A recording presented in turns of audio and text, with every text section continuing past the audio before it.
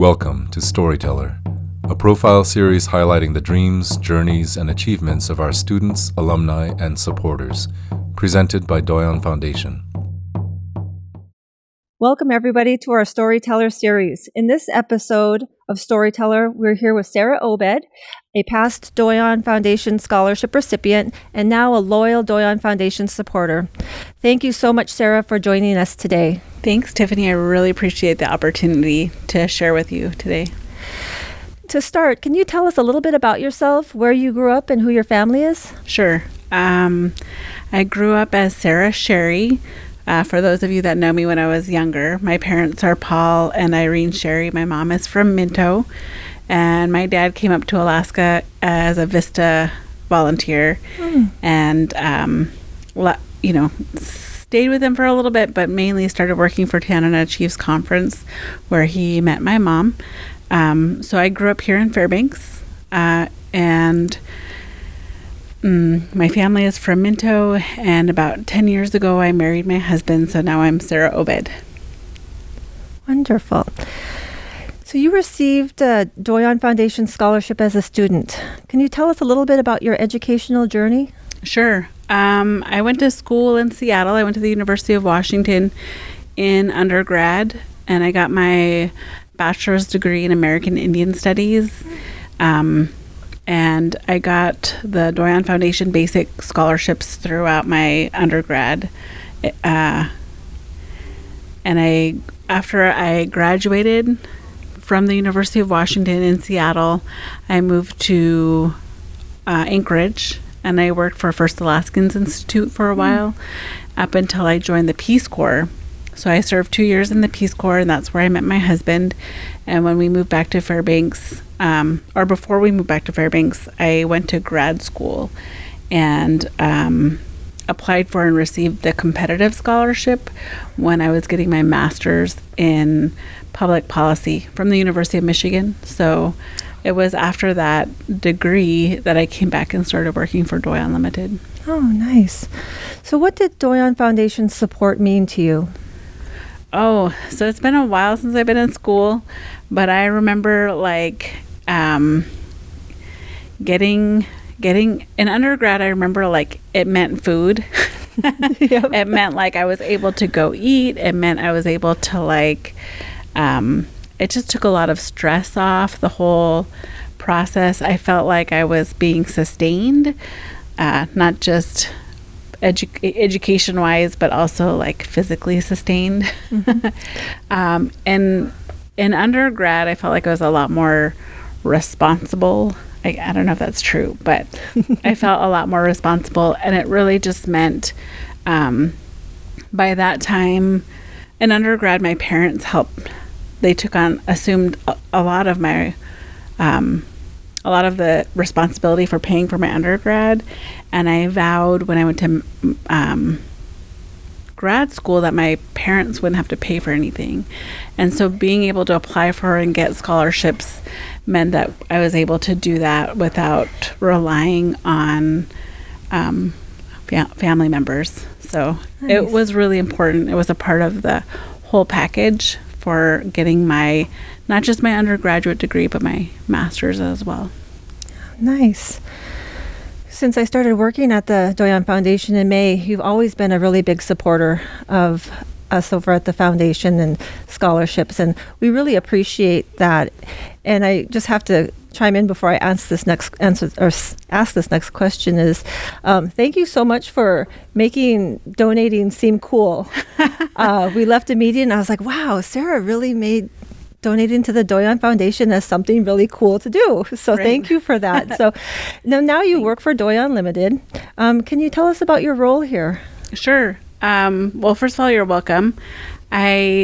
My job at Doyon is I'm the Senior Vice President of External Affairs, which really incorporates the shareholder communications, which we can always do a better job on. And so, we have radio shows on KRFF, we have our website, our social media pages, and our newsletter, which is, pretty widely read. I think we get the feedback that people like hearing about other shareholders and like hearing about our business. I also do a lot of the government relations component where I'm traveling to DC or to Juneau on behalf of Doyon. And that also includes our tribal relationship, our tribal government relationships. So I try to stay on top of all of the current affairs and keep others here at Doyon informed of what's going on in the world. Yeah. Can you share with us why you choose to support the Doyon Foundation? Yeah, absolutely. I think the Doyon Foundation is a real gem in our community. If there's one organization that supports students and supports kind of the growth of our future shareholder base in terms of just having a really well-rounded intellectual group of people who are curious about the world, it's the Doyon Foundation. I actually served on the Doyon Foundation board. After I graduated undergrad, I wanted to be one of those people that give back.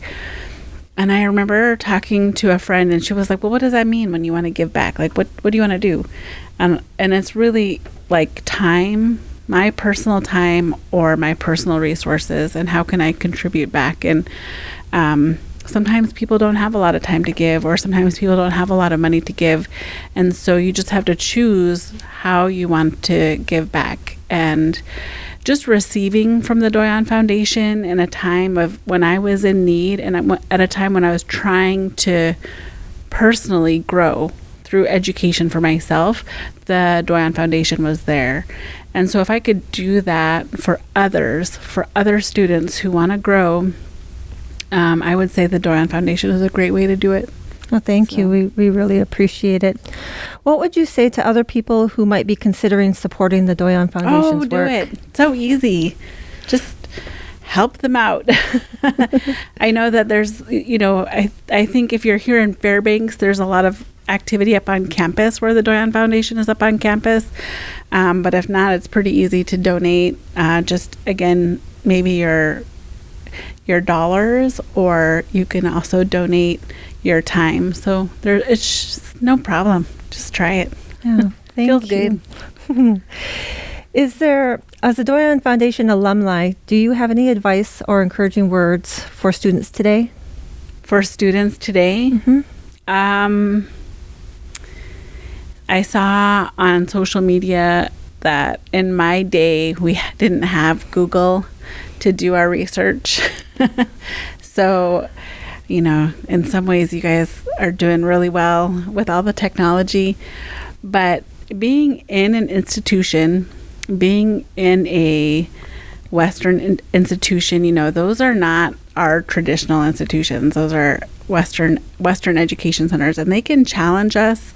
They can help us grow, but they don't always have that authentic connection to who we are as Native people.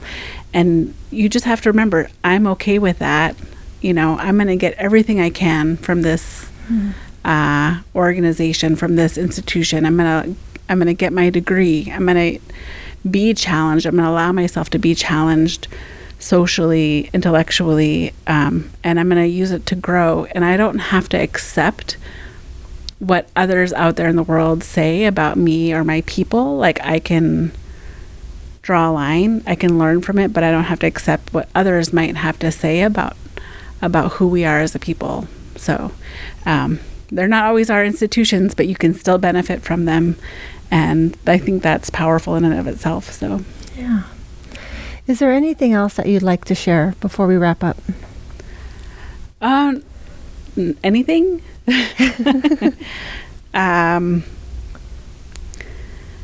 I don't have an answer for that one. Okay. Hang in there. You could do it.